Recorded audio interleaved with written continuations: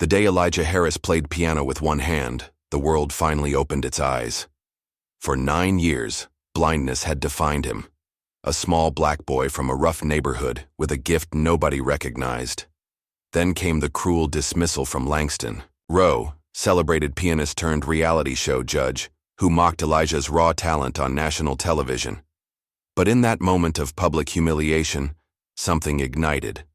Under the guidance of Dr. Penelope Nash, a reclusive former virtuoso with secrets of her own, Elijah returned to face his tormentor. As his fingers moved across the keys, creating sounds that made strangers weep, the truth became undeniable. This wasn't just a child playing notes. This was music in its purest form, breaking through barriers of privilege, sight, and expectation. Just before we get back to it, I'd love to know where you're watching from today, and if you're enjoying these stories, make sure you're subscribed because tomorrow's special episode is one you definitely don't want to miss. The upright piano sat in the corner of the Westside Community Center, dust collecting on its worn wooden frame. Most days, it remained untouched as children raced around the room, their laughter and shouts filling the air. But today was different. As the afternoon activities wound down, a small figure made his way across the room, white cane tapping methodically against the linoleum floor. 9-year-old Elijah Harris moved with quiet confidence, following the sound of the old piano like it was calling to him.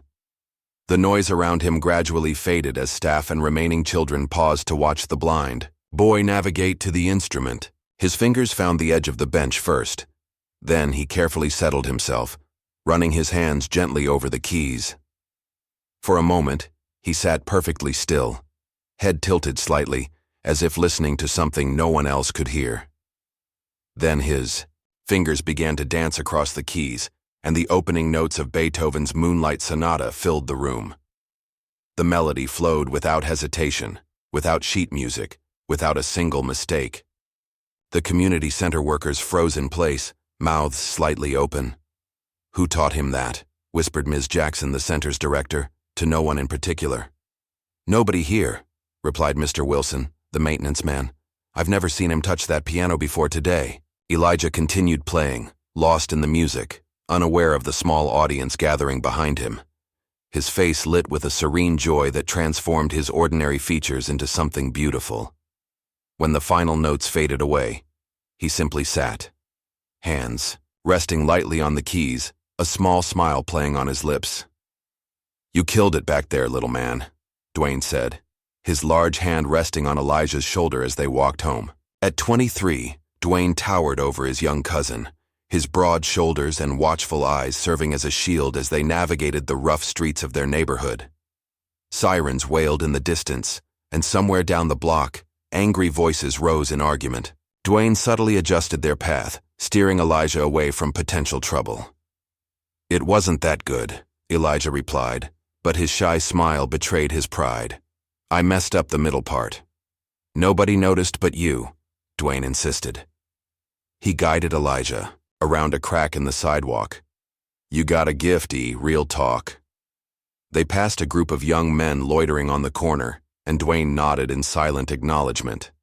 Several of them had once run in his crew, back before his stint in juvenile detention had changed his path. The men nodded back, giving Elijah curious glances but maintaining a respectful distance.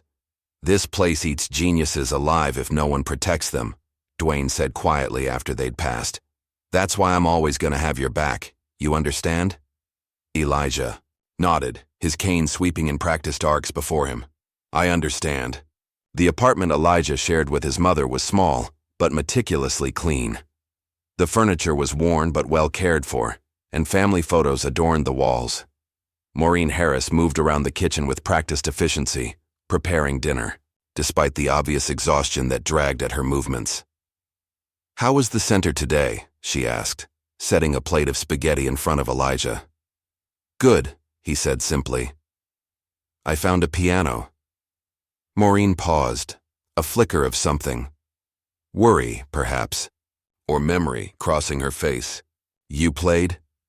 Elijah nodded, feeling for his fork. "Just a little." Maureen watched her son eat, her eyes soft with love and concern. At 34, she looked older, her face lined with the strain of raising a child alone while working double shifts as a nurse's aide. Bills were stacked on the counter, several marked with red final notice stamps. "Homework finished?" she asked, sitting down with her own plate. "Yes, ma'am," Elijah answered. "Ms. Peterson says I'm reading 2 grade levels ahead." Pride warmed Maureen's tired face.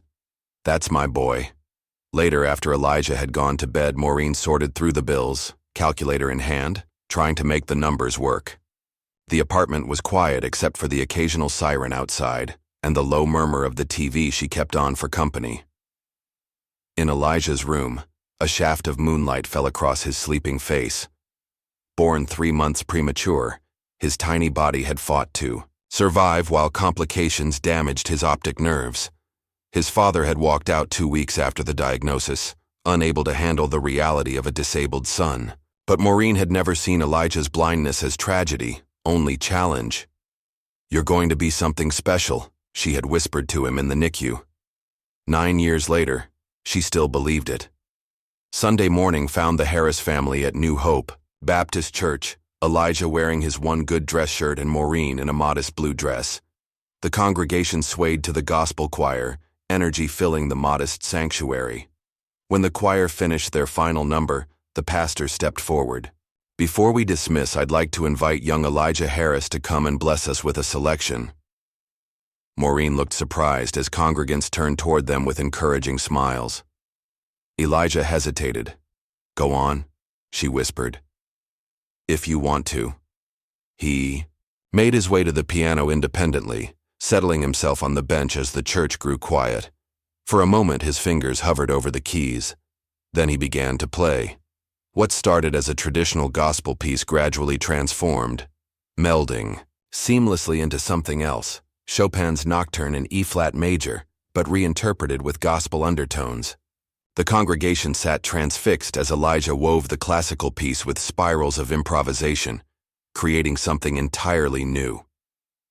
In the back row, a woman held up her phone, recording the performance with tears streaming down her face. When Elijah finished, the church erupted in applause and amens. Maureen sat stunned, watching her son bow his head shyly before making his way back to her side. "When did you learn that?" she whispered. Elijah shrugged. "I didn't learn it. I just heard it." That night, the woman from church uploaded the video to her social media account with the caption, "This blind boy will take your breath away." For 3 days, it sat virtually unnoticed. Then a music teacher in Detroit shared it. A jazz musician in New Orleans reposted it. A local news blog picked it up. Slowly, the views climbed. 3,000, 10,000, 30,000. Dwayne burst into Maureen's apartment waving his phone. "Have you seen this? He's going viral." Maureen, just home from a 12-hour shift, looked bewildered as Dwayne showed her the view count and comments. "This is a sign," Dwayne insisted. "He needs to audition for that TV show. Soundstage. They're holding tryouts for kids next month." "Absolutely not," Maureen said firmly. "That's not the life I want for him. Those shows chew people up and spit them out. But this could be his ticket out," Dwayne argued. "A chance at a better life for both of you." The answer is no. Maureen's tone left no room for debate. "I won't let them make a spectacle of him." 2 weeks later, Dwayne sat at his kitchen table, filling out an online application. Soundstage, America's Next Virtuoso, glowed on his laptop screen. He hesitated over the parental consent form, then carefully forged Maureen's signature. "Sorry, Auntie," he muttered. "But somebody's got to give this kid a shot." He called in favors from former crew members. One who now worked as a chauffeur lent him a suit.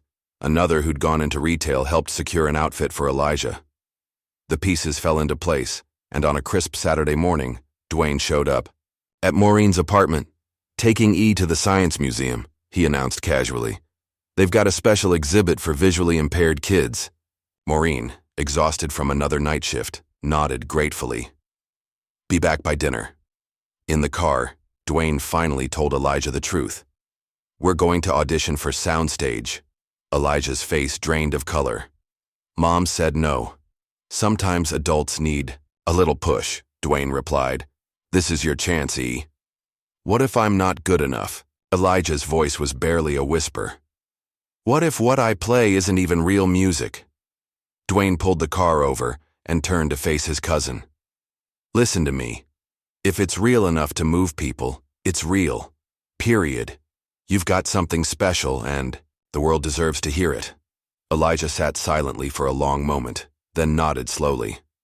Okay. The Marshall Performing Arts Center loomed before them, grand and imposing.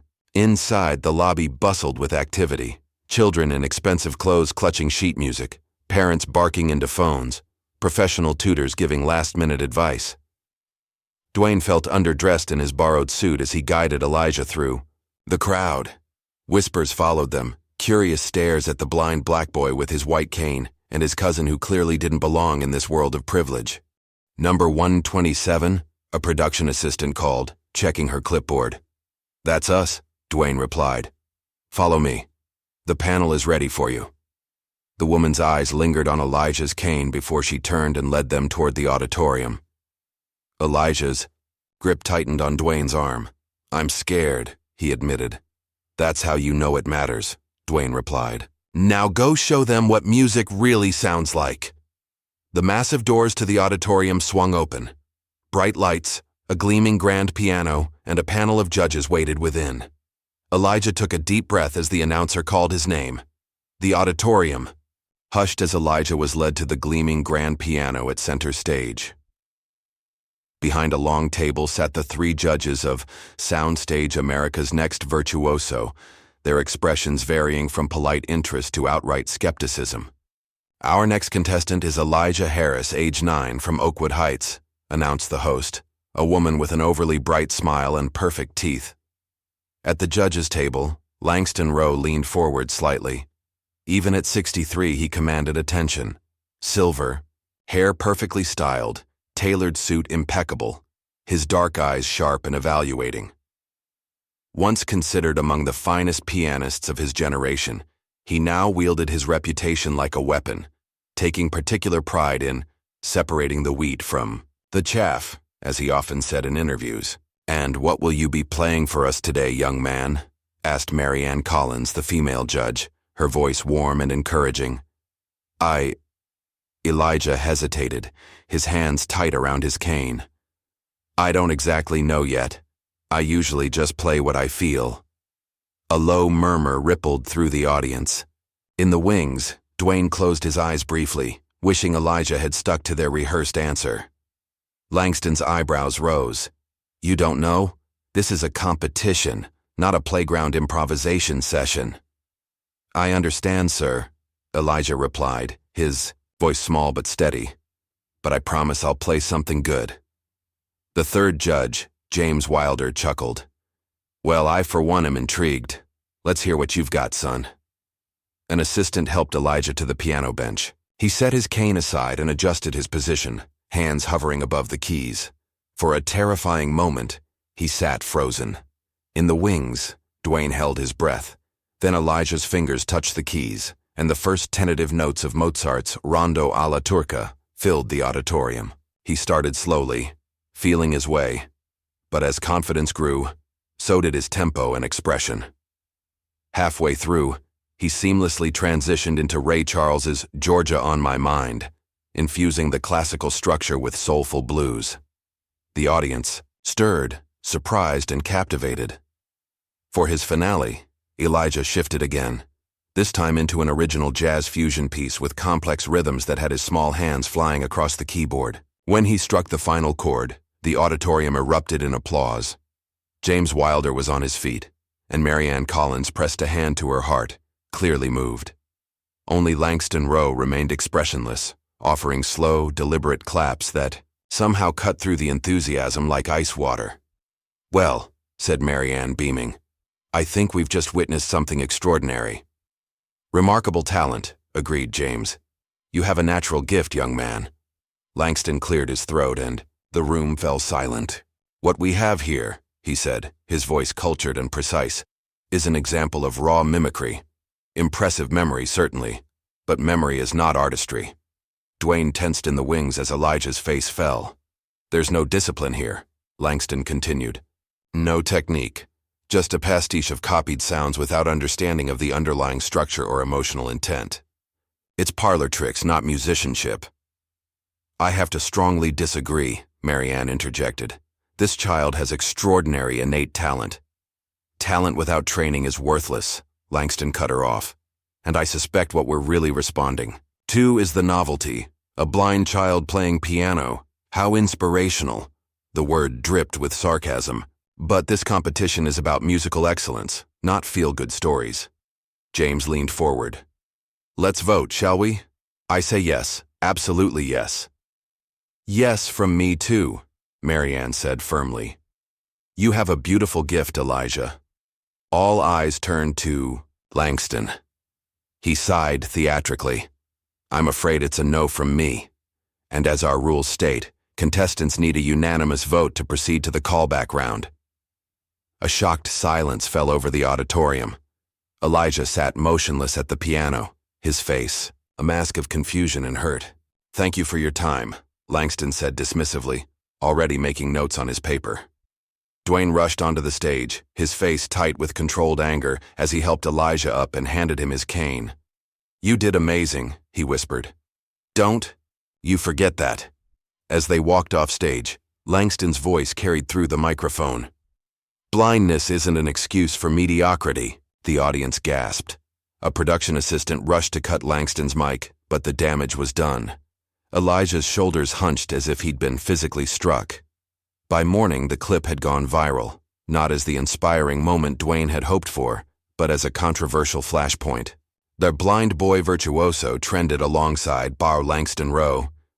Some defended Elijah, calling Langston's comments cruel and discriminatory. Others sided with the famous Pianist, arguing that standards shouldn't be lowered for anyone. A popular media blogger, who went by J. Reel, posted a scathing commentary. "When did we decide that crushing a child's spirit counts as entertainment?" Langston Rowe didn't offer critique. He offered public humiliation. And we all watched. Dwayne sat at his kitchen table scrolling through the reactions with growing dismay. His phone rang, Maureen's name flashing on the screen. He winced and answered. "Before you say anything," he began. "How could you?" Maureen's voice shook with rage and hurt. "Behind my back? Using my son like some kind of sideshow?" "I was trying to help," Dwayne protested. "You should have seen him play, Auntie. The whole place was on their feet."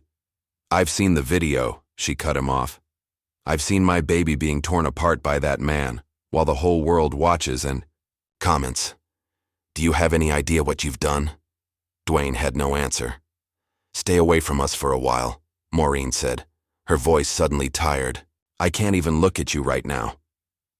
In the days that followed, Elijah withdrew into himself. The piano at the community center sat untouched.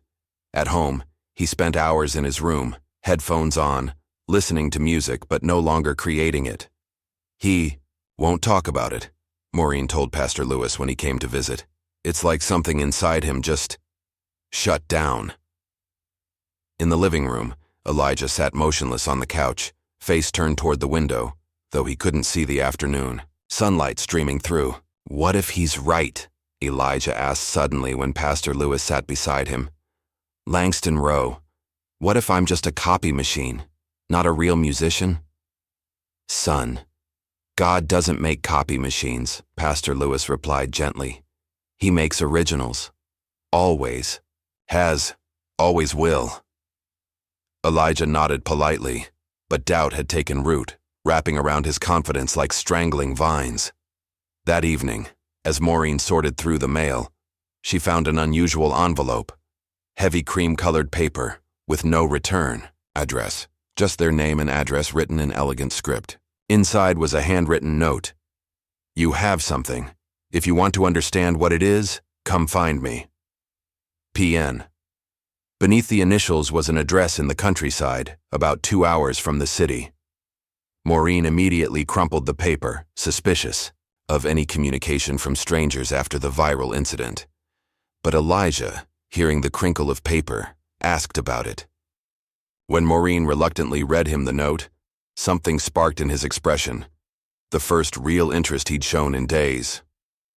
"Please," he said simply, "I need to know." For 3 days, the mysterious note sat on the kitchen counter, a silent challenge that Maureen tried her best to ignore. Each time she passed it, her instinct to protect Elijah warred with her desire to see the spark return to his expression.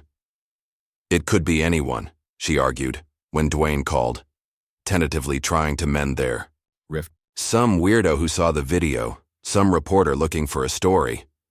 Or it could be someone who can actually help him, Dwayne countered. "Let me check it out first. If it feels off, we leave. No questions asked." Maureen sighed, rubbing her temples. "You really think this is a good idea?" "I think doing nothing is worse," Dwayne said. "He's not playing Auntie, not even humming anymore. That man took something from him, and I'm partly responsible. Let me try to make it right." That Saturday, Dwayne drove Elijah through neighborhoods that gradually transformed from urban sprawl to suburban developments, and finally to rolling countryside. Elijah sat quietly in the passenger seat, but his posture had changed, alert, attentive to the sounds shifting around them as city noise faded into birdsong and wind through trees. "Smells different out here," he commented, rolling down his window. "Grass and trees instead of exhaust and trash," Dwayne replied with a half-smile. "Fancy people territory." They turned onto a long gravel driveway that wound through mature oak trees. As they rounded the final bend, a Victorian mansion came into view, its faded grandeur suggesting better days gone by. Wraparound porches with intricate woodwork framed the first floor, while tall windows punctuated the second story like watchful eyes. "We're here," Dwayne said, putting the car in park. "Big old house. Looks haunted." "Sounds quiet," Elijah observed. "Just one person here, I think." Dwayne helped Elijah up the worn stone steps to a massive oak door with stained glass inserts. He pressed the doorbell, hearing it echo inside. For a long moment, nothing happened. Then came the distinct tap of a cane on hardwood floors. The door swung open to reveal a woman in her late 60s with steel gray hair pulled back in a severe bun. She wore a simple black dress and leaned on an ornate wooden cane. Most striking was her face, handsome rather than pretty, with sharp cheekbones and penetrating eyes, one a clear gray, the other milky and sightless. "You're late," she said curtly, her voice carrying the refined accent of European classical training. "I expected you days ago." Dwayne blinked in surprise. "You sent the note? Are you PN?" She ignored him, fixing her gaze on Elijah. "You're the boy from the video, Elijah Harris." Elijah nodded. "Yes, ma'am. Dr. Penelope Nash," she said, stepping back from the doorway. "Come in. Just the boy. The young man can wait on the porch." "Now hold up," Dwayne began. "It's okay," Elijah said, reaching for his cane. "I'll be fine." Dwayne reluctantly let Elijah enter alone, watching as Dr. Nash led him through the foyer and out of sight. Inside, Elijah followed the sound of the woman's cane, noting the feel of polished wood beneath his feet and the subtle smell of lemon, polish, and old books. "In here," Penelope directed, opening a door that released a wave of sound. Not music, but the distinct acoustics of a room designed for it.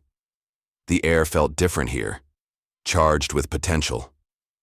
Elijah heard the whisper of fabric as Penelope settled herself at a piano. Without preamble, she began to play, but what emerged was nothing like conventional music. It was chaotic, dissonant, almost violent in its unpredictability. Notes clashed and collided, rhythms stuttered and lurched. When she abruptly stopped, the silence felt like a question. "Play it back," she commanded. Elijah hesitated only briefly before finding his way to the bench. His hands hovered over the keys, his head tilted as if replaying the sounds in his mind. Then he began to play, reproducing the chaotic sequence with remarkable fidelity. But he didn't stop where Penelope had. Instead, he pushed forward, taking the dissonance and gradually, intelligently resolving it, finding hidden patterns, creating structure from chaos, building to a conclusion that somehow made sense of everything that had come before.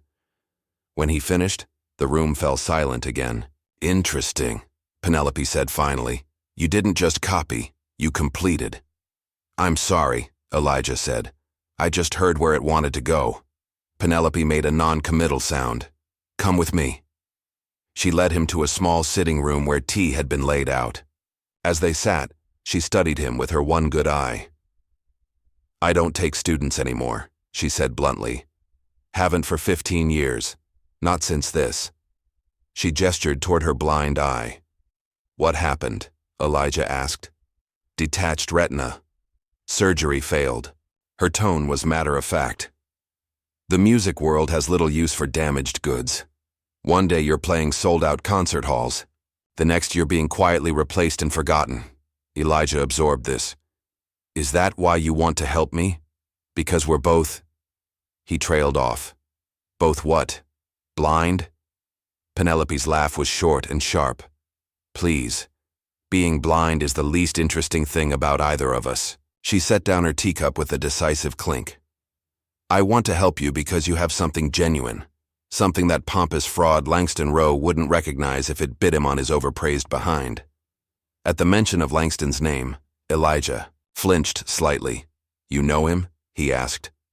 "Oh yes," Penelope replied, her voice hardening. "We have history, Langston and I. Ancient history now." She stood abruptly. "I'll make you a deal, Elijah Harris. 3 days a week you come here. I'll teach you not just how to play but how to speak, to say the unspeakable through your hands. Not tricks, not copying, but true musical language." "Why?" Elijah asked simply. Penelope was quiet for a long moment. "Let's just say I have my reasons. Do we have a deal?" Elijah nodded slowly. "Yes, ma'am. We have a deal." The training began the following week. Dwayne drove Elijah to Penelope's estate on Mondays, Wednesdays, and Saturdays. Penelope proved to be as exacting as she was brilliant, demanding perfection not just in technique but in expression. "Again," she would say, tapping her cane for emphasis. "I don't want to hear the notes. I want to hear what's behind them." She taught him differently than conventional instructors, developing systems based on touch and sound rather than sight. They worked on sightless scale patterns, with Penelope physically adjusting Elijah's hands until muscle memory took over. She taught him theory by ear, connecting mathematical patterns to emotional resonances. "Music is mathematics made flesh," she told him. But too many players solve the equation without finding the meaning. The work was exhausting. Elijah's small fingers ached each night. Sometimes he grew frustrated, once even shouting, "I can't!" When a particularly difficult passage eluded him, Penelope had simply replied, "Then don't," and walked out, leaving him alone in the music room for 30 minutes before returning as if nothing had happened. Elijah never said "can't" again. As weeks passed, their relationship softened around the edges. Penelope began sharing stories of her career, performing for presidents and royalty, recording with legendary orchestras, traveling the world as one of the most celebrated pianists of her generation. "What happened between you and Mr. Rowe?" Elijah asked one afternoon as they took tea. Penelope was silent so long that Elijah thought she might not answer. When she did, her voice was different, quieter, with an old pain lurking beneath. "We were students together at the conservatory. Rivals, then briefly more than that. Then came the International Chopin competition, the most prestigious in the world. I was favored to win." She paused. "The night before the finals, Langston came to my room. He said he'd seen the judges' preliminary notes, said I had no chance." "Was he telling the truth?" Elijah asked. "No. He was sabotaging me. I performed terribly. My confidence shattered. He took first prize." Her teacup clinked as she set it down with precise control. "Later, he spread rumors that I'd been unstable, difficult to work with. Doors that should have opened for me remained closed." "That's awful," Elijah said softly. "That was Langston," Penelope replied, "always willing to destroy others to elevate himself. Nothing has changed." Their lessons intensified after that conversation. Penelope pushed Elijah harder, but there was new purpose in her instruction, as if she were arming him for a battle she knew was coming. At home, Maureen noticed the changes in her son, his growing confidence, his renewed passion. But she also worried. Some nights he practiced until his fingers cramped. Other nights he sat silently, listening to recordings with intense concentration. "I hardly see you anymore," she said one evening as they ate dinner. "School, Dr. Nash. Practice. Where's my Elijah?" "I'm right here, Mom," he said, surprised. "I'm just learning so much." Maureen set down her fork. "Baby, I love that you're playing again, but I need to know this is still what you want, not what Dr. Nash or Dwayne want for you." Elijah considered this seriously. "It's what I want," he said finally. "When I play, I can see things, Mom. Not with my eyes, but I can see them. It's like the music makes pictures in my head." Maureen reached across the table and squeezed his hand, tears in her eyes. "Then you keep playing. Just don't forget to be a kid sometimes too, okay?" In his downtown penthouse, Langston Rowe scrolled through social media on his tablet, frowning at another mention of the blind boy phenomenon. The viral clip of their confrontation had refused to die, keeping both Elijah and himself in the spotlight. His attention was caught by a new clip, shaky cell phone footage from what appeared to be a small jazz club. On a dimly lit stage stood Elijah, playing alongside a saxophonist and drummer, his small body swaying as his fingers flew over the keyboard. Langston watched with narrowed eyes, his expression shifting from dismissal to surprise to something like concern. The boy's playing had changed. There was structure now, intention, but also something hauntingly familiar in the phrasing, in the particular way certain chords were voiced. He played the video again, listening more carefully. Then he swore softly, setting down his drink with a sharp clink. "Penelope," he whispered. "You vindictive old witch." He picked up his phone and dialed his producer at Soundstage. When the call connected, he didn't bother with pleasantries. "That blind boy from the auditions," he said. "Find out everything you can about him. Who he's studying with, where he's performing, everything." Elijah and Dwayne were leaving Penelope's estate when Dwayne's phone buzzed with a news alert. His eyebrows shot up as he read it. "Well, I'll be damned," he said. Listen to this. Soundstage just announced a second chance Wildcard season. They're letting viewers vote on contestants who should get another shot." "So?" Elijah asked, buckling his seatbelt. "So Jay Reel, you know, that blogger who's been covering your story, he's launching a campaign to get you voted back in." Elijah's hands went still. "I don't know if I want to go back." "Don't you?" Dwayne challenged gently. "After all the work you've been doing with Dr. Nash, this is your chance to show Langston Rowe what real music sounds like." In the silence that followed, both of them knew what the answer would be. Camera. Flashes popped like lightning as Elijah walked through the stage door of the Soundstage studios, Penelope and Dwayne flanking him protectively. The scene was dramatically different from his first arrival. This time, journalists called his name, security guards cleared a path, and production assistants rushed to greet them. "America's favorite comeback kid," announced the show's host, meeting them in the green room. The votes were overwhelming, Elijah. You received more support than all other Wildcard contestants combined. Penelope's expression remained impassive, but Dwayne couldn't hide his grin. After weeks of Jay Reel's relentless campaign, combined with the growing outrage over Langston's treatment of Elijah, public opinion had shifted decisively in the boy's favor. "Thank you for having me back," Elijah said politely, his voice steady despite the chaos around him. "Let me show you to your preparation room," the host said. "The other contestants are eager to meet you." As they followed her down the corridor, curious faces peered from doorways. Most offered encouraging smiles or nods, but one door remained, firmly closed, a gold star indicating it belonged to a featured performer. The preparation room was spacious and well-appointed, with a practice piano in one corner. No sooner had they settled in than a sharp knock came at the door. A production assistant entered, followed by a boy of about 12, immaculately dressed in what was clearly a designer suit.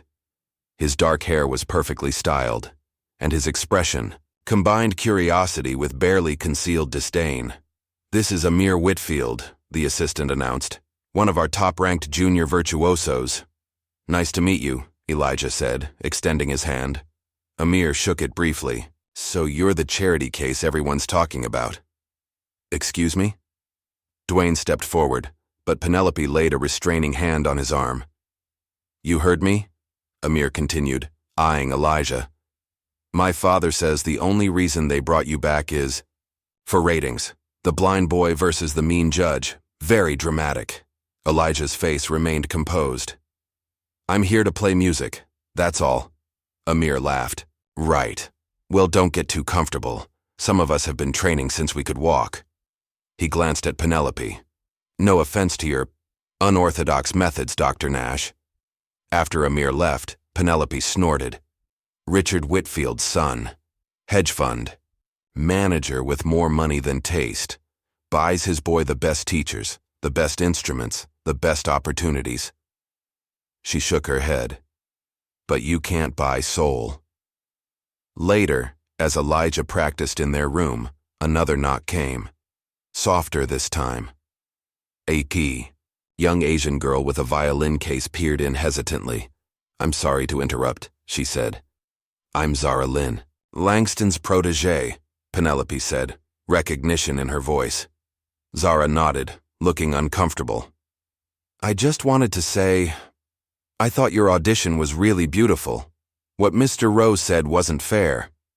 Elijah smiled. "Thank you." "Are you competing?" "Too. Yes," Zara replied, "but I didn't come to compare notes." Her eyes darted to the hallway, then back. "I just wanted to meet you. Your playing is different from what I'm used to hearing." "Different good or different bad?" Dwayne asked, protective instinct flaring. "Different real," Zara said simply. She glanced at her watch. "I should go. Mr. Rowe doesn't like me to socialize with competitors." After she left, Penelope sat thoughtfully at the piano beside Elijah. "Interesting," she murmured. "Langston always did prefer to keep his students isolated. Makes them easier to control." Training intensified. Each day, Penelope pushed Elijah into new territory, developing exercises that had no precedent in traditional piano education. She blindfolded him and rearranged the practice room, forcing him to navigate by sound and spatial memory. She played recordings of ambient noise, street sounds, crowds, kitchen clatter, while he performed, teaching him to maintain focus through distraction. "In competition, anything can happen," she warned. "A cough, a dropped program, a siren outside. You must play through it all." Most challenging were the emotional exploration sessions. Penelope would have Elijah sit silently, recalling specific memories. Dwayne's laughter, his mother's exhausted sighs after a double shift, the wail of sirens in his neighborhood, the silence of early morning before the city woke. "Now play that," she would instruct. Not what it sounded like, what it felt like. Initially, Elijah struggled. How did you translate feeling into sound?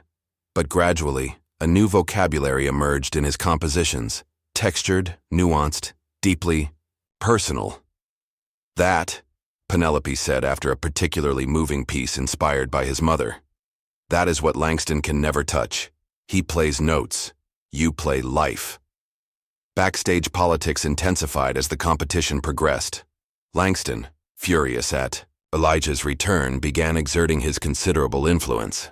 Equipment scheduled for Elijah's rehearsals mysteriously malfunctioned. His performance slots were rescheduled to less favorable times. Rumors circulated among the crew about his special treatment and questionable talent. The night before Elijah's first live performance, Dwayne overheard two technicians talking.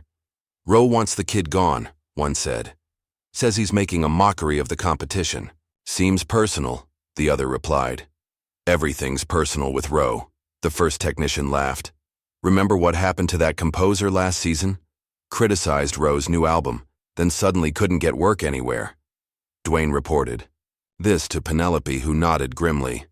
"Langston hasn't changed. He'll try to destroy what he can't control." "Should we pull Elijah out?"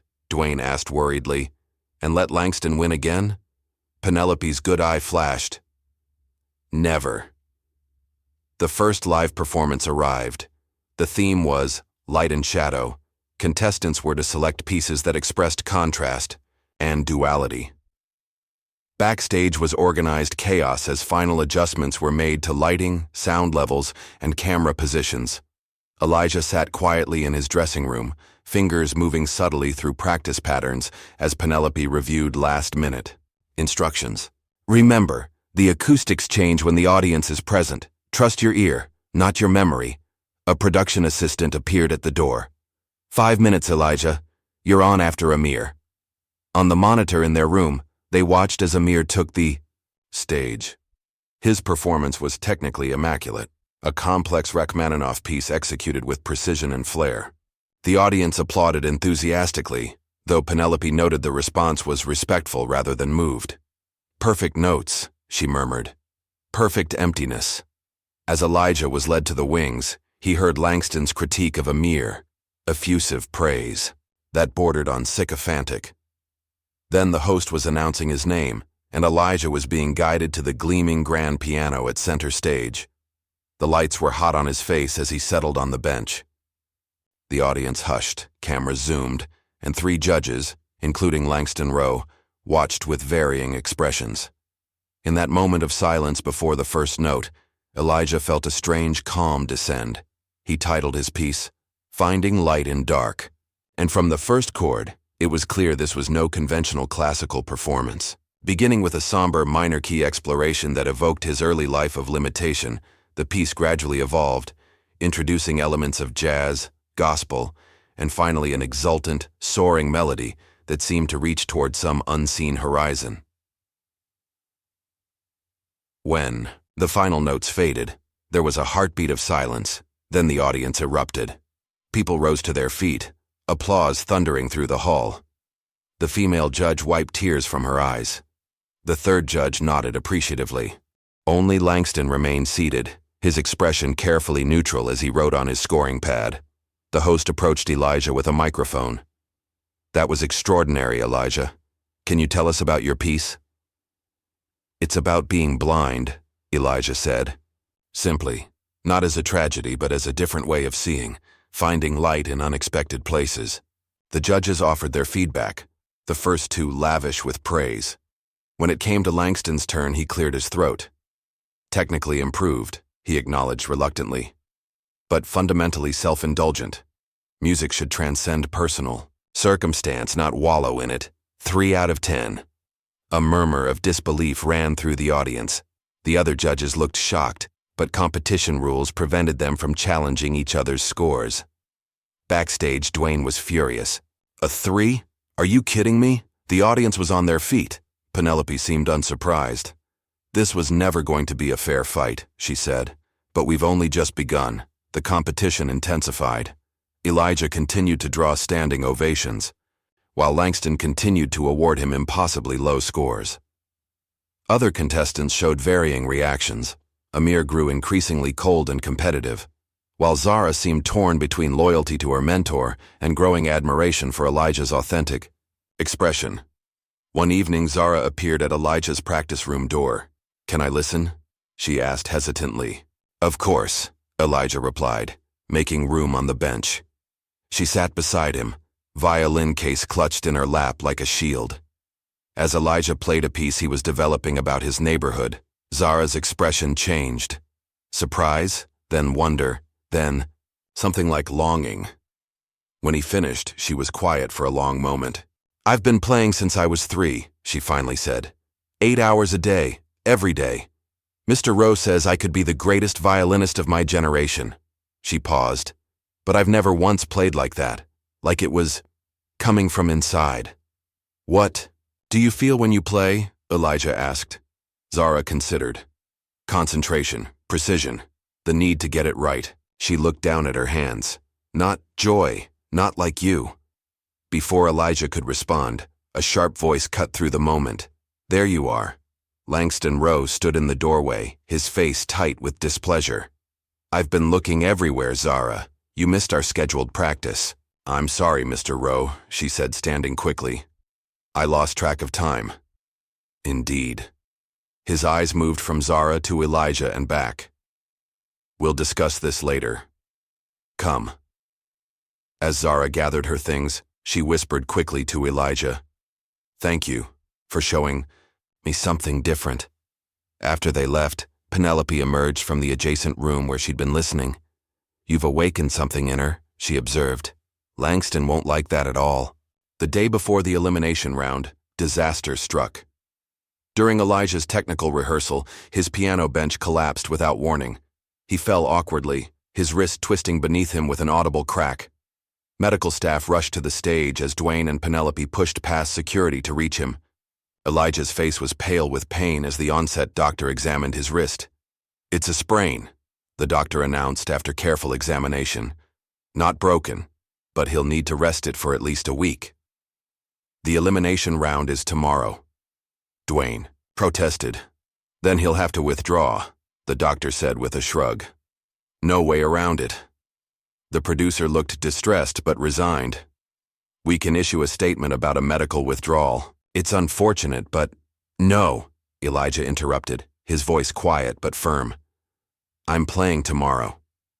"Elijah, be reasonable," Maureen said, having been called to the studio. "You can't play with an injured wrist." "I can play with one hand," Elijah insisted. "I've been practicing pieces for left hand only. Penelope made me learn them in case something like this happened." Penelope nodded. "It's true. He can perform Scriabin's prelude for left hand. It's well within his capabilities." "But it's not what we rehearsed," the producer objected. "The lighting, the camera blocking." "Figure it out," Penelope said flatly. "Unless you want the media to know that a blind child was injured due to faulty equipment on your set." Hours. Later, as a stagehand collected the broken bench for routine inspection, Penelope ran her fingers along the freshly splintered wood where a support had been partially sawed through. "Definitely not an accident," she told Dwayne in a low voice. "Langston has escalated from sabotaging careers to causing physical harm." "We should report this," Dwayne urged. "With what proof?" Penelope asked bitterly. "It would be Langston's word against ours, and we all know who the industry believes." The next evening, Elijah took the stage with his wrist bandaged and supported in a brace. A murmur ran through the audience at the sight. As he was helped to the piano, the host quickly explained the situation, spinning it as an inspiring story of perseverance. Elijah settled himself, placing his right hand gently in his lap. For a moment he sat motionless, gathering himself. Then his left hand began to play, alone but somehow sounding full, complete. The melody singing above rolling bass notes as if two hands were at work instead of one. The piece was mournful yet defiant. Each note weighted with emotion. As he played, tears slipped silently down his cheeks, not from pain, but from the sheer effort of translating everything he felt into sound with half his usual resources. When the final note faded, the audience sat in stunned silence. Then someone stood. Then another.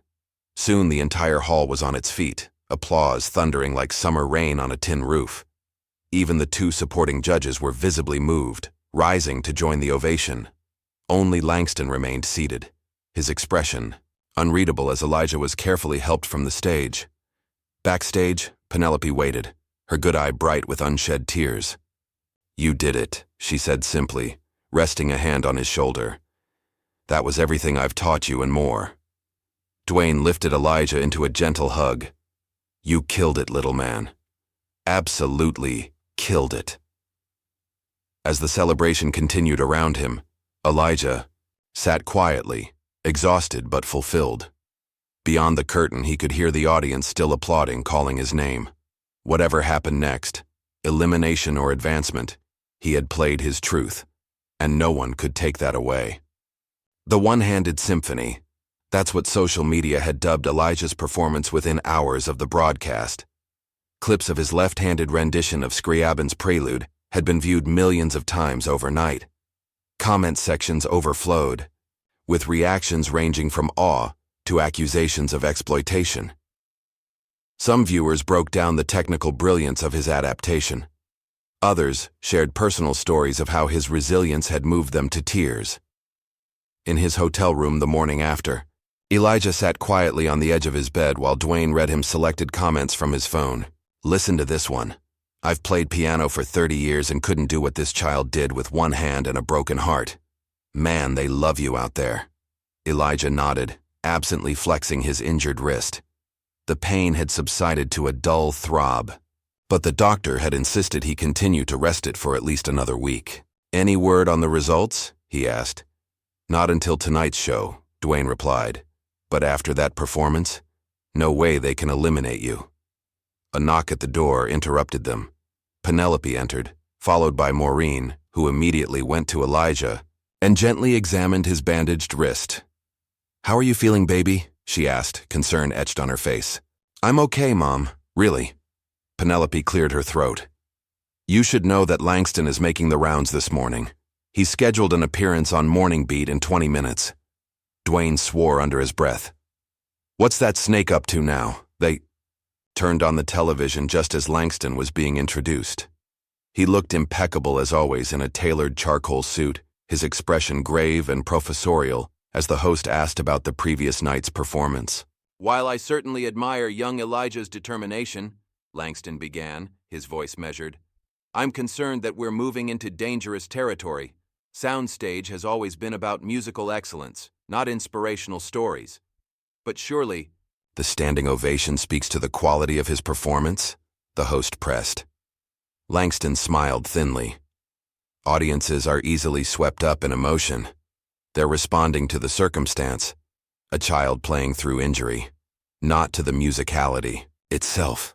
It's a circus act, not art, Maureen gasped. A circus act? My son poured his heart out on that stage. He's scared, Penelope said quietly. He sees the tide turning against him. On screen, the host looked uncomfortable. Some would say your criticism of Elijah has been unusually harsh, particularly given his age and circumstances. And that's precisely my point, Langston countered smoothly. Are we to judge him by a different standard because he's young, because he's blind? That would be the true discrimination. I respect him enough to hold him to the same rigorous standards as any other musician. The interview continued with Langston, skillfully positioning himself as the voice of artistic integrity against emotional sentimentality. When it ended, a heavy silence filled the hotel room. Will people believe him? Elijah asked finally. Some will, Penelope acknowledged. Langston has cultivated his reputation as the guardian of classical purity for decades. He has followers who hang on his every word. But others won't, Dwayne added firmly. People can recognize authenticity when they hear it. No sooner had he spoken than Dwayne's phone began buzzing with notifications. J-Reel had posted a scathing response to Langston's interview, complete with side-by-side comparisons of Langston's scores for technically similar performances by Elijah and other contestants. The hashtag #Langston's bias was already trending. See? Dwayne said triumphantly. People aren't stupid. Maureen looked unconvinced. This is exactly what I was afraid of. My child becoming a social media battlefield. Mom, Elijah said softly, I want to keep going. This isn't just about the competition anymore. Across town, in a private practice room at the conservatory, Zara Lynn lowered her violin and stared at the sheet music before her. Though she couldn't see it, she could feel Langston's eyes on her, evaluating every movement, every breath. Again, he said flatly, you're rushing the third movement. Precision, Zara. Always precision. She raised her instrument and began the complicated passage once more, focusing intently on maintaining the exact tempo Langston demanded. Despite her flawless execution, she felt nothing, just the mechanical reproduction of notes on a page. Her mind kept drifting to Elijah's one-handed performance, how alive it had felt, how present. Stop, Langston interrupted sharply. Where are you today? Your body is here, but your mind is elsewhere. Zara lowered her violin. I'm sorry, Mr. Rowe, I'll focus better. Is this about the Harris boy? Langston asked, his voice dangerously soft. Zara's silence was answer enough. You've spent 8 years under my tutelage, Langston continued.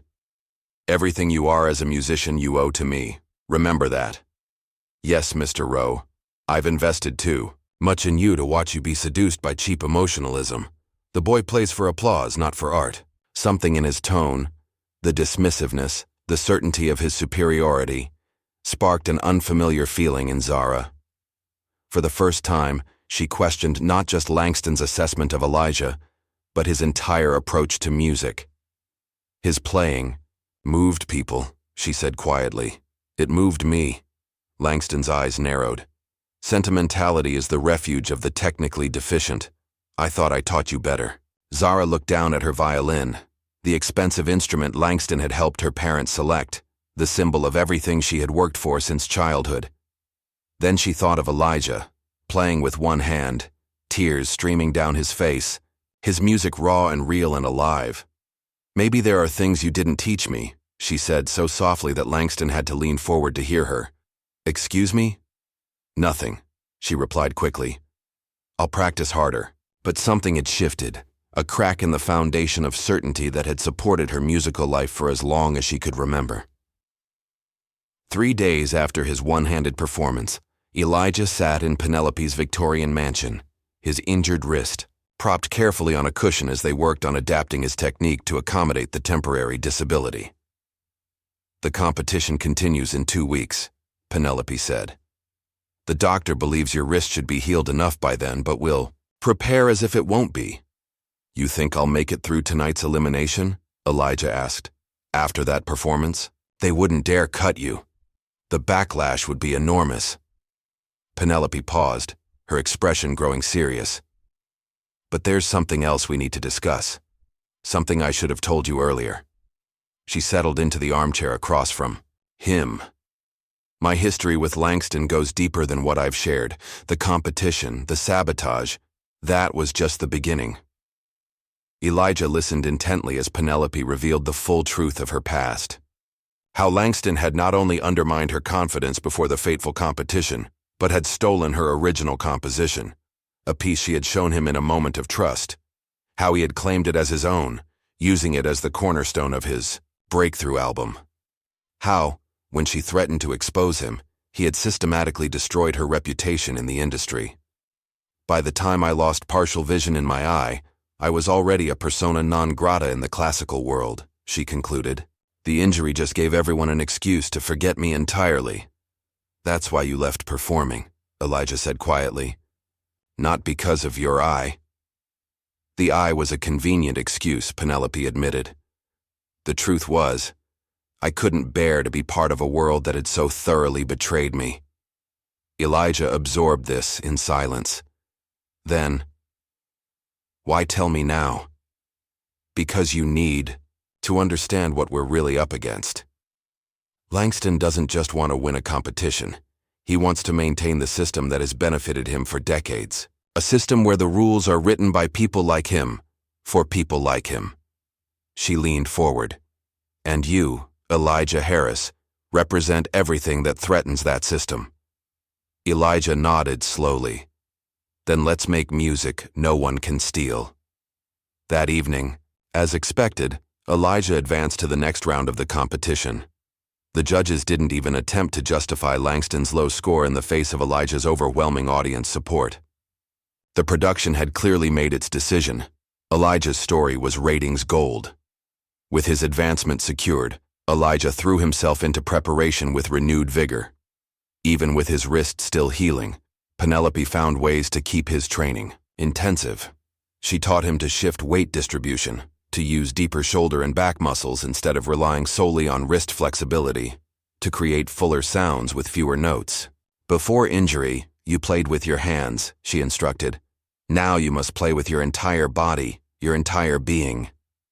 On a physical level, it was grueling, but creatively, it sparked something new. Working around his limitation forced Elijah to think differently about composition, about expression. He began work on a suite he called The Streets of Sound, a sonic portrait of his neighborhood, his life experiences, his journey.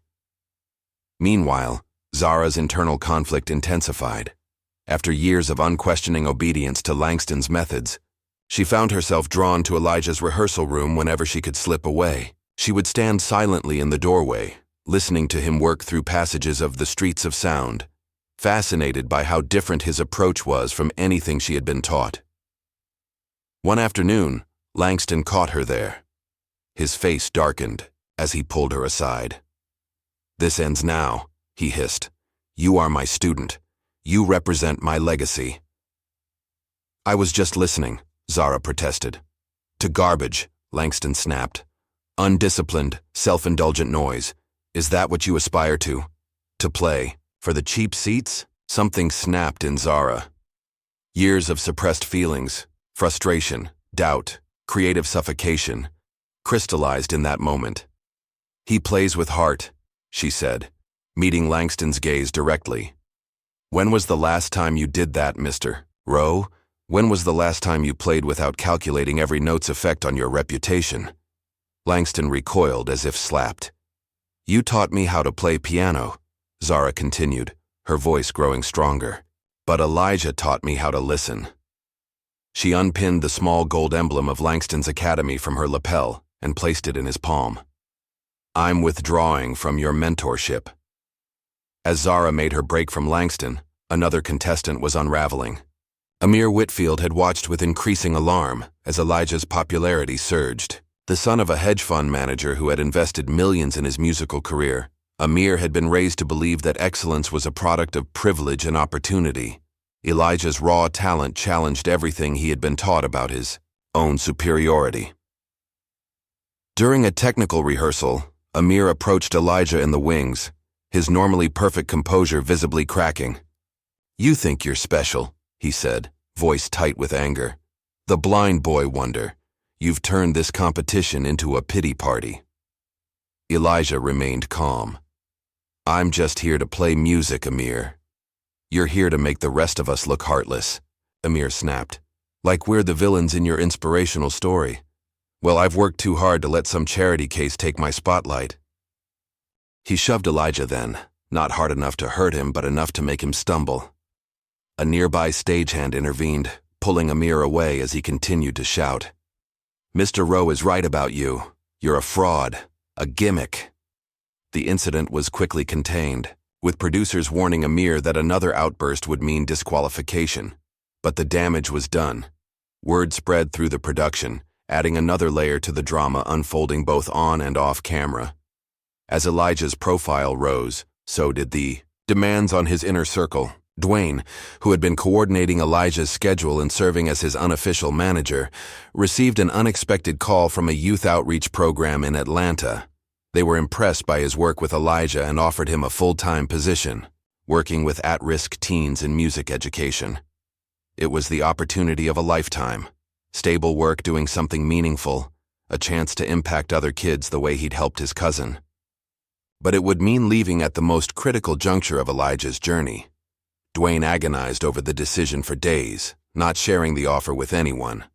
The night before he had to give his answer, Elijah sensed something was wrong. "You're quiet.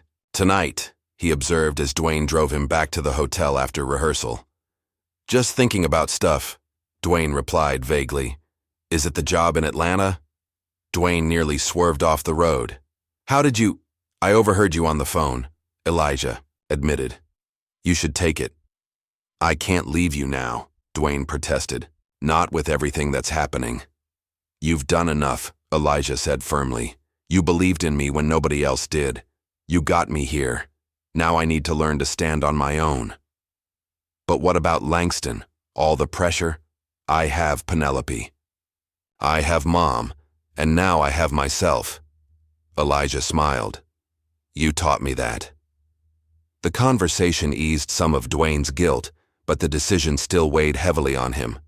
The competition had entered its most intense phase, and Langston's tactics were growing increasingly desperate.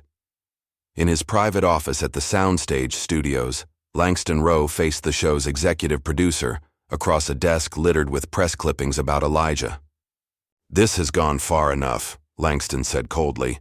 "The competition has become a mockery." The producer sighed. "The ratings disagree with you, Langston. Viewers are invested in this story. They're watching a spectacle, not a music competition," Langston countered. "And you're letting it happen because it sells advertising.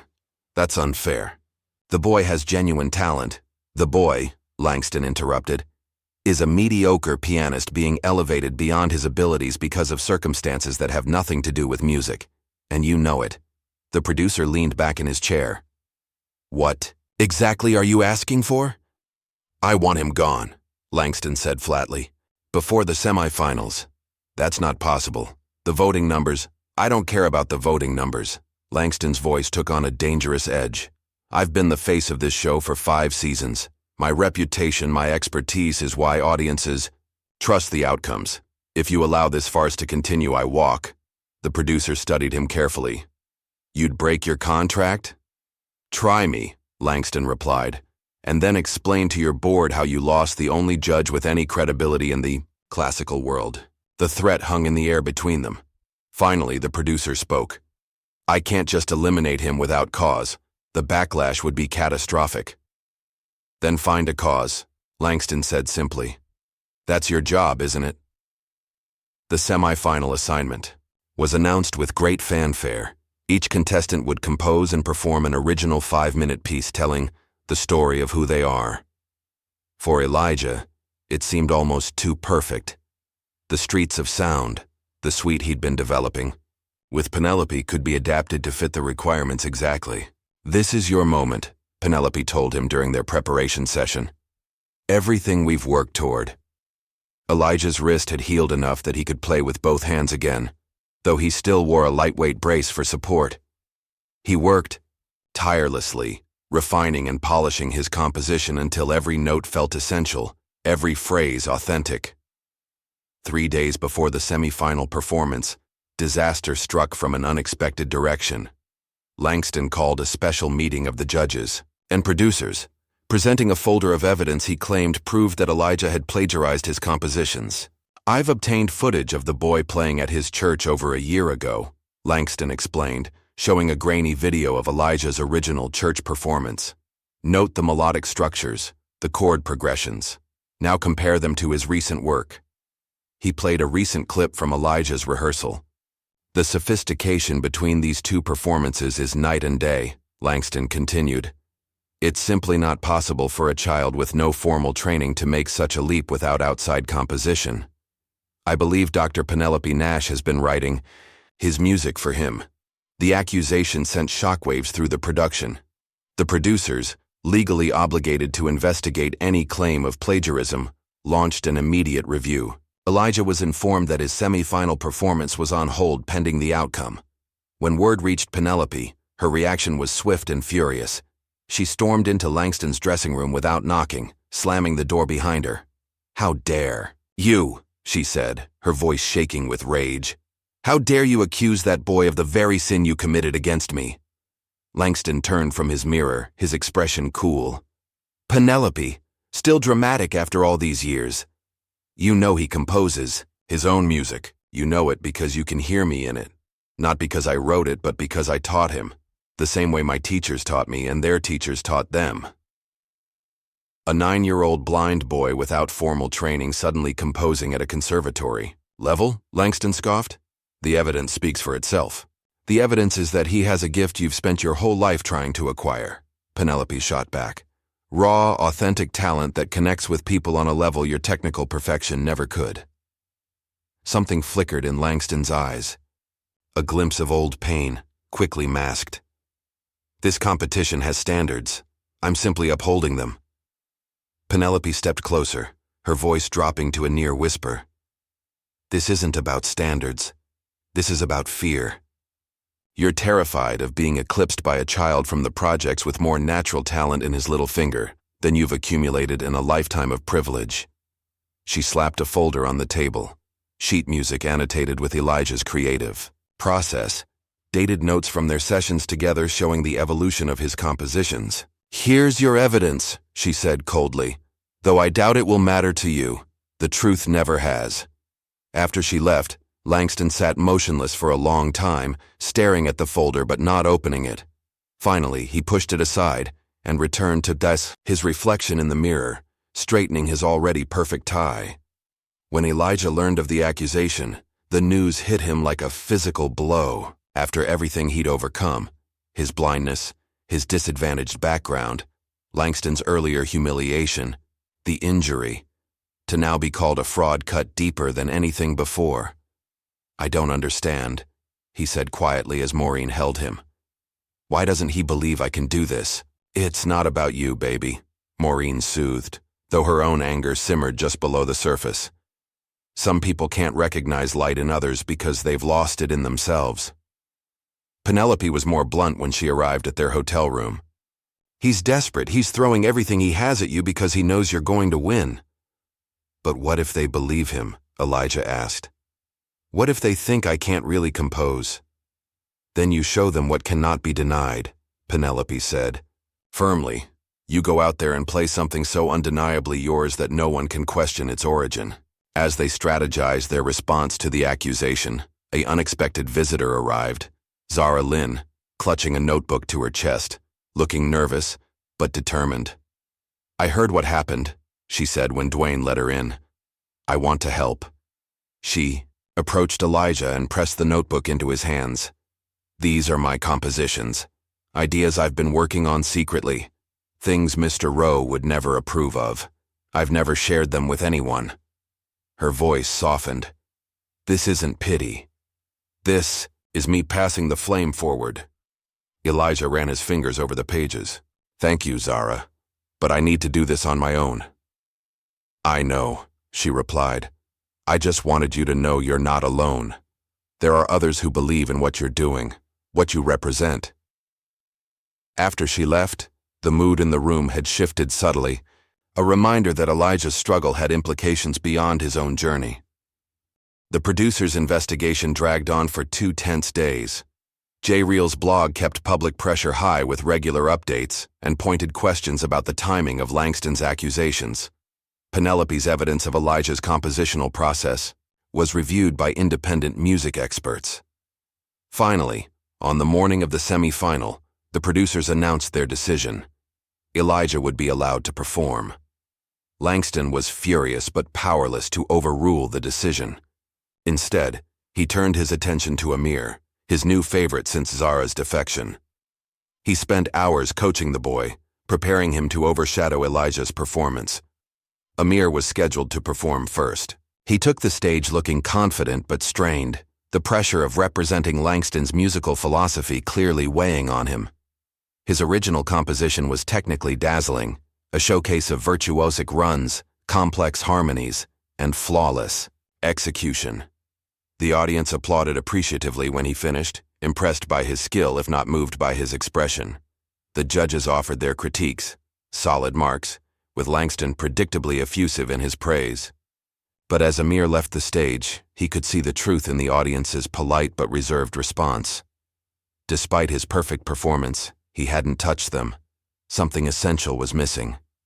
Backstage, he passed Elijah waiting in the wings. For a moment, Amir paused, looking as if he might speak. Instead, he simply walked past, head down, and didn't return to watch the rest of the performances. Later that evening, he would formally withdraw from the competition, leaving a brief note, citing personal reasons, and then it was Elijah's turn. The announcer's voice seemed to come from far away as he was led to the piano. The controversy surrounding his participation had created an electric atmosphere in the hall, anticipation mixed with curiosity, support tinged with doubt. Elijah settled himself at the piano, taking a moment to center his thoughts. This was it, the culmination of everything he'd worked for, everything he'd overcome. There would be no second chances after this. He began softly, with a simple melody evoking early morning in his neighborhood, distant sirens, mothers calling to children, the rhythmic bounce of basketballs on concrete.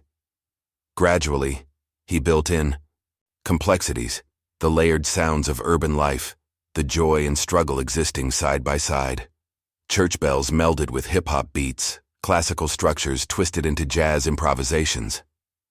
As the piece progressed, Elijah poured everything into it, his blindness, his mother's sacrifice, Dwayne's belief, Penelope's guidance, the pain of Langston's rejection, the triumph of perseverance. The streets of sound became more than music. It became testimony. When the final notes faded, there was a moment of profound silence. Then, slowly, A single person stood. Then, another. Soon, the entire audience was on its feet, applause thundering through the hall. One of the judges openly wept. Another simply shook his head in wonder. Only Langston remained seated, his face a mask of conflicting emotions. As the ovation continued, something shifted in his expression. A crack in the facade, a glimpse of recognition that no amount of sabotage could diminish what they had all just witnessed. When the applause finally subsided, the host approached, with a microphone. "Elijah," he said, his voice thick with emotion. "I don't think I've ever experienced anything quite like that in this hall. Can you tell us what inspired this piece?" Elijah smiled slightly. "It's about where I come from. Not just the place, but the people, the sounds, the feeling of it. Music is everywhere if you listen right." The judges offered their feedback, the two supporting judges lavishing praise that seemed inadequate for what they had just experienced. When it came to Langston's turn, the audience held its breath. "Technical precision is not everything," he said finally, his voice subdued. "There are times when raw expression transcends conventional standards." He paused. 8 out of 10. A murmur ran through the crowd, not the perfect score many felt Elijah deserved, but coming from Langston, it was tantamount to surrender. Backstage, the celebration was tempered by exhaustion and relief. Penelope hugged Elijah tightly. "You did it. You spoke your truth so clearly that even he couldn't deny it." Maureen wiped tears from her eyes. "I'm so proud of you, baby. So proud." Dwayne looked on, his own decision about the Atlanta job still weighing on him, but his heart full of pride for the boy he'd championed from the beginning. As the night wound down and the production team prepared for the next day's broadcasts, a producer approached their group. "Congratulations, Elijah. That was truly special." His tone changed slightly as he continued. "However, I should inform you that there's been a protest lodged by one of the judges regarding your advancement. While the audience response was clearly positive, your finalist spot is not yet guaranteed." The words landed like a stone in still water, ripples of shock spreading through Elijah's team. After everything, the performance of a lifetime, the standing ovation, even Langston's grudging acknowledgement, they were still facing resistance. "On what grounds?" Penelope demanded. The producer looked uncomfortable. "I'm not at liberty to say. The competition committee will review and make a final decision by morning." As he walked away, Dwayne swore under his breath. "Langston, it has to be. He just won't quit." Maureen put her arm around Elijah's shoulders. "What now?" Elijah stood quietly for a moment, processing this latest twist. Then, surprisingly, a small smile formed on his lips. "Now we wait," he said calmly. "The music has been played. It's out there. No one can take that away." In that moment, standing in the shadows of the stage where he'd just bared his soul, Elijah Harris seemed older than his years, a child who had faced rejection and doubt and pain, and somehow transformed it all into something beautiful. Whatever came next, he had already won the battle that mattered most. The news of Langston's protest broke overnight. By morning, Let Elijah Play was trending nationwide, with celebrities, musicians, and former soundstage winners joining the outcry. The show's social media accounts were flooded with comments demanding transparency. 3 sponsors had already contacted the network with concerns about their brand association. In the hotel lobby, Elijah sat beside Maureen, listening to Dwayne read the latest updates from his phone. "They're feeling the heat," Dwayne said. "No way they can keep you out now." Penelope, who had been on the phone in the corner, rejoined them with a determined expression. "I've spoken with some old colleagues who still have influence. They're making calls." A news crew had set up outside the hotel, hoping for a statement. The producer who had delivered last night's bombshell now approached their group, looking harried. "Mrs. Harris," he said, "the network would like to offer you and Elijah an opportunity to share your perspective. A brief interview before the committee's decision is announced." Maureen hesitated, protective instinct warring with the awareness that public opinion was their strongest ally. "I don't want my son exploited for ratings." "It's not like that," the producer insisted. The audience deserves to hear from Elijah directly. After a brief family conference, they agreed. An hour later, Maureen sat across from a sympathetic interviewer, Elijah beside her. The camera captured her worn face, the lines etched by years of struggle as she spoke about raising her son. "It's never been easy," she admitted. "When he was born 3 months early and they told me he would never see, I thought my heart would break. When his father walked out, I thought I couldn't do it alone." Her voice grew stronger. "But Elijah taught me what strength really means. He's never once used his blindness as an excuse or asked for special treatment."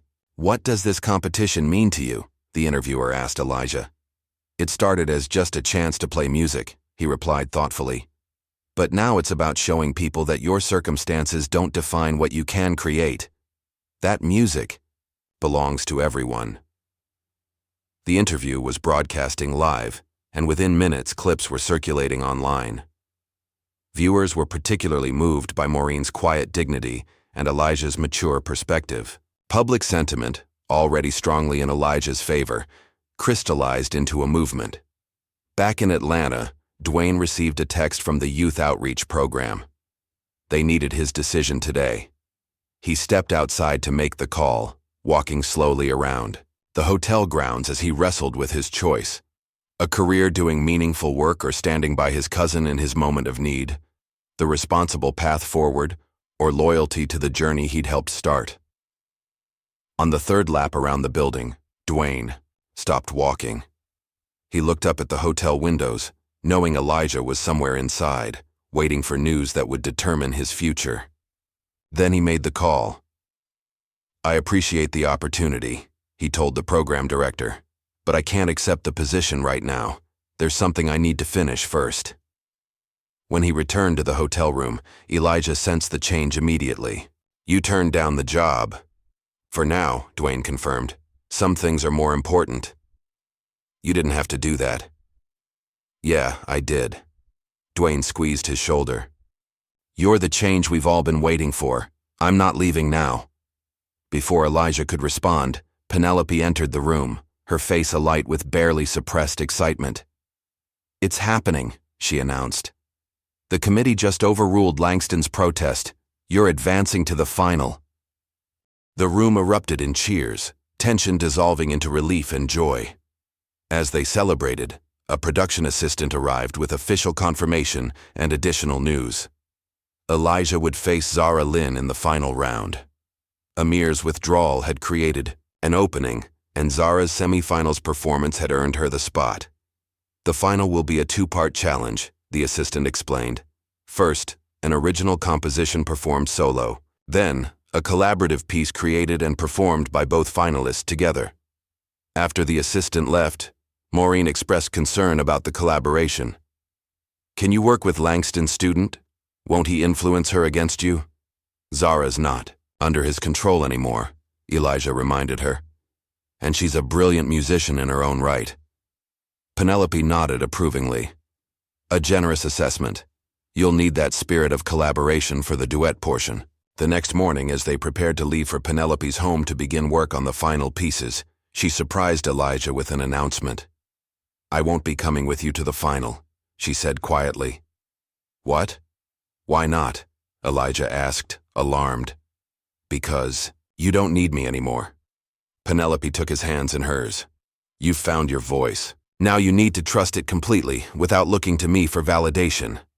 "But, no buts." Her tone was gentle but firm. "Every musician must eventually step away from their teacher. This is your moment, not mine." She pressed something small and cool into his palm, a locket on a thin chain. "Inside is a recording chip with my first concert when I was 12. Before critics, before Langston, before everything went wrong. Just pure music." Elijah closed his fingers around it, throat tight with emotion. "Thank you. For everything." "Thank me by playing your truth," Penelope said, embracing him. No matter what happens, the night before the final, Elijah was in his practice room at the studio when an unexpected visitor arrived. The familiar tap of expensive shoes on the hallway floor made him pause at the piano. "Mr. Rowe," he said, turning toward the door. How? Did you know? Langston asked, genuinely curious. Everyone walks differently, Elijah explained. Yours is deliberate, like you want each step to make a statement. Langston considered this, then entered the room fully, closing the door behind him. For a long moment he said nothing, just studied the boy at the piano. You're better than me, he finally said, the words seeming to cost him physically. Not because you can play, though your talent is considerable, but because you feel. I forgot how. The admission hung in the air between them. What happened? Elijah asked simply. Langston moved to the window, looking out at the city lights. Success. Acclaim. The constant pressure to be perfect, to justify my position. After a while, you start playing for the critics, not for yourself. And one day you realize the music doesn't move you anymore. That sounds lonely, Elijah observed. Langston gave a short, humorless laugh. It is. He turned back to Elijah. I've been unfair to you. Cruel, even. I saw in you something I lost long ago, and it frightened me. I understand, Elijah said, with a wisdom beyond his years. Don't. Langston's voice hardened briefly. Don't be so quick to forgive. What I did was unforgivable. He moved toward the door, then paused. Play your heart tomorrow, not for the judges, not for the audience, for yourself. With that, he was gone, leaving Elijah to wonder if the strange encounter had been some kind of test, a final mind game, or perhaps, most surprisingly, a genuine moment of humanity from a man who had seemed incapable of it. The morning of the final dawned clear and bright. The theater buzzed with anticipation as the audience filled every seat. Critics, industry executives, music teachers with their students, all had come to witness what had become the most talked-about competition in soundstage history. Backstage, Elijah and Zara met to rehearse their collaborative piece one last time. Titled Resonance, it blended his gospel jazz storytelling with her classical precision. Working together over the past week, they had developed a genuine mutual respect that transcended competition. Nervous? Zara asked as they finished their run-through. Terrified, Elijah admitted with a smile. You? Always. She adjusted her violin slightly. But it's different now. Before, I was afraid of making mistakes. Now I'm afraid of not saying, enough with the music. That's a better kind of fear, Elijah observed. The stage manager called for places. Before separating to their respective preparation areas, Zara impulsively hugged Elijah. Whatever happens, thank you, she whispered, for showing me another way to play. The final began with individual performances. Zara played first, a hauntingly beautiful piece that showcased both her technical brilliance and her newly awakened expressiveness. The audience responded warmly, with Langston watching from the judges' table, his face unreadable. Then it was Elijah's turn. As he was guided to the piano, he felt Penelope's locket against his chest, a talisman of everything that had brought him to this moment. He settled himself, took a deep breath, and began. Braille in the Sky started softly, almost tentatively, a musical representation of how he imagined colors, shapes, the world he had never seen. The melody asked questions, reached outward, building gradually as it explored the landscape of imagination. Unlike the raw emotion of his semi-final piece, this composition was more nuanced, more introspective, a journey through inner rather than outer space. As he played, Elijah created a sonic dreamscape that allowed the audience to experience the world as he did, through sound, through touch, through the heart's perception. The piece climaxed with a section of such transcendent beauty that it seemed to suspend time itself before resolving into a gentle, peaceful conclusion. When the final note faded, the silence was profound. Then came the applause, building slowly at first, then erupting into a standing ovation that continued for minutes. People embraced strangers beside them, moved beyond words. Even the most hardened critics were visibly affected. At the judges' table, Langston stood with the others, his eyes suspiciously bright. After the applause finally subsided, Elijah and Zara returned to perform Resonance. Their instruments conversed, argued, reconciled, and ultimately harmonized in a piece that seemed to embody the entire journey of the competition itself. Conflict transformed into cooperation, difference becoming strength. When they finished, the ovation was immediate and unanimous. Something special had happened on that stage, something beyond competition, beyond individual achievement. Music had done what it does best, connected human beings across all barriers. The moment of announcement arrived. Elijah and Zara stood center stage, hands clasped in mutual support rather than rivalry. The host opened the envelope with theatrical flourish, and the winner of this season's soundstage, America's Next Virtuoso, is... The pause seemed eternal. Elijah Harris. The theater erupted. Zara turned and embraced Elijah warmly as confetti fell around them. Maureen and Dwayne rushed onto the stage, enveloping him in a group hug. In the judges section, the two supporting judges applauded enthusiastically while Langston offered a respectful nod of acknowledgement. At home, watching on television, Penelope Nash smiled through tears, her mission complete.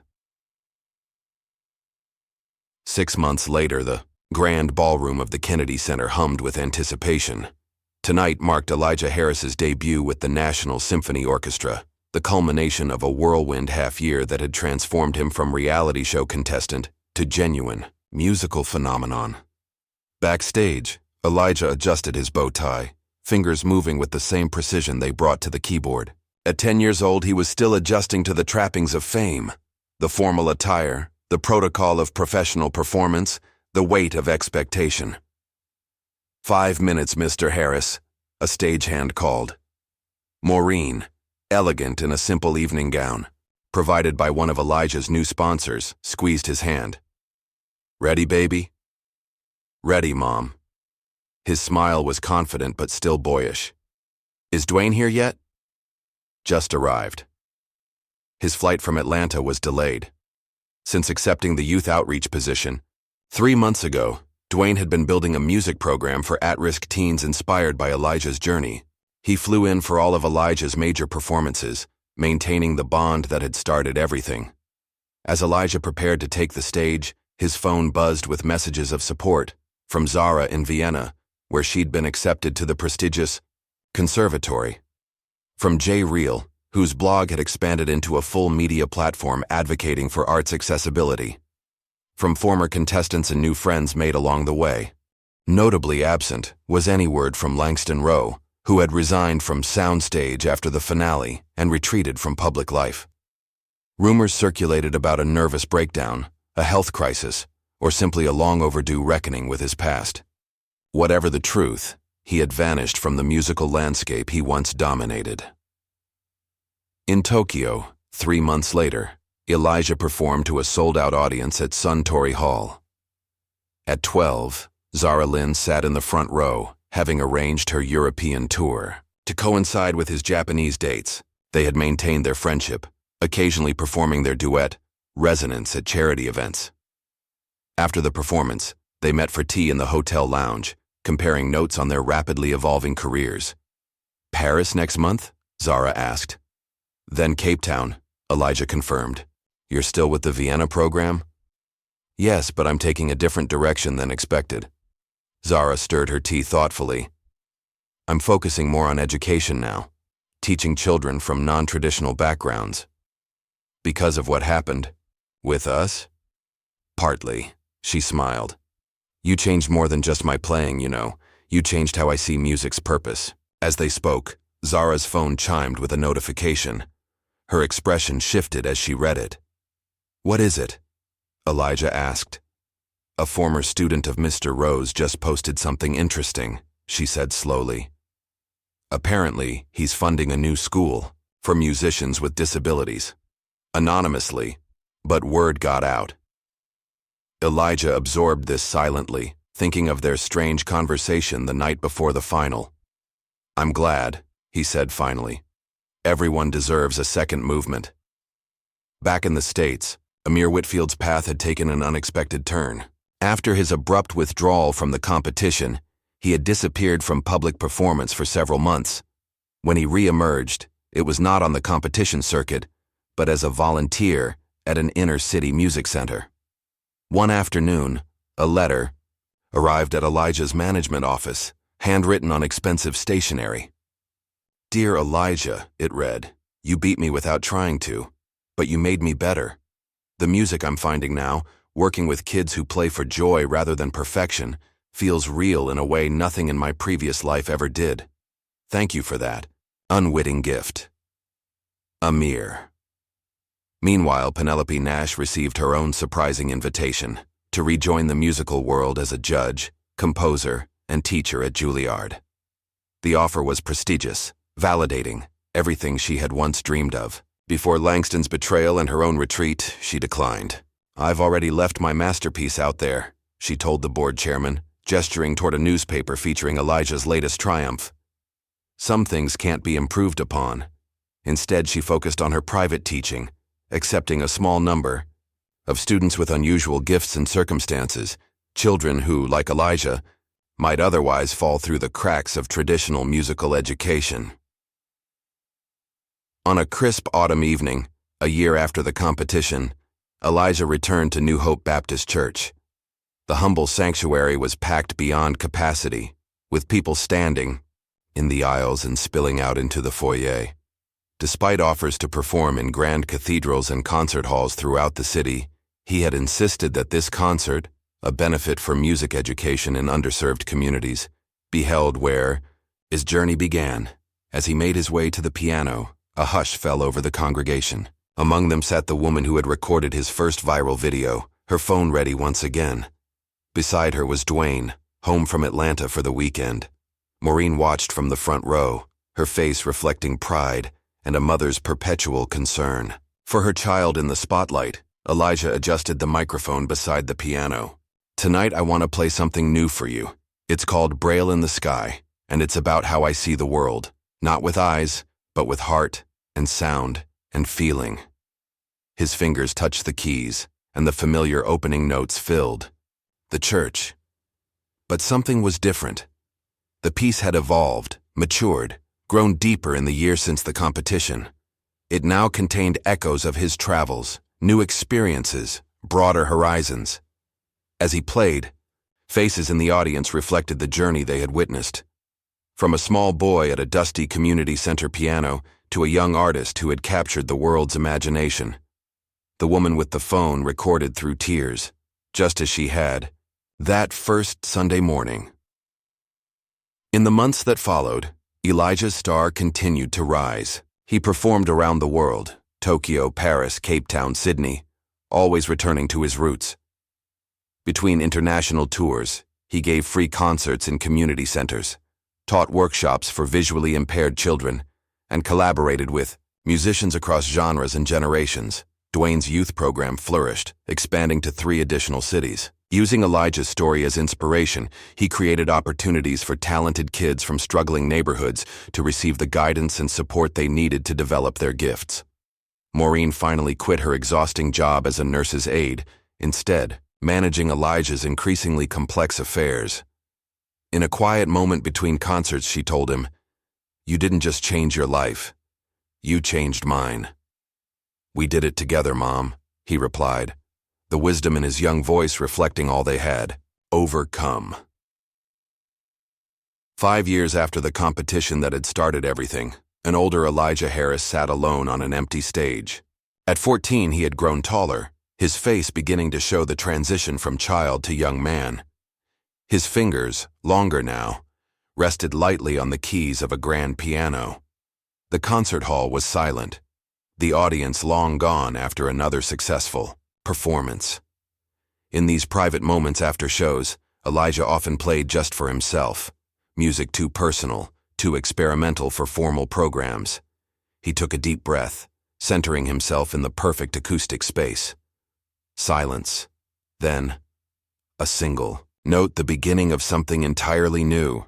Not the streets of sound or Braille in the sky, but a composition still forming, still becoming, just as he was. As the notes unfurled into the empty hall, they carried the essence of his journey, the hardship and the triumph, the doubt and the certainty, the darkness and the light. But most of all, they carried the truth he had discovered along the way. That sometimes, the most beautiful music comes from those who hear the world differently.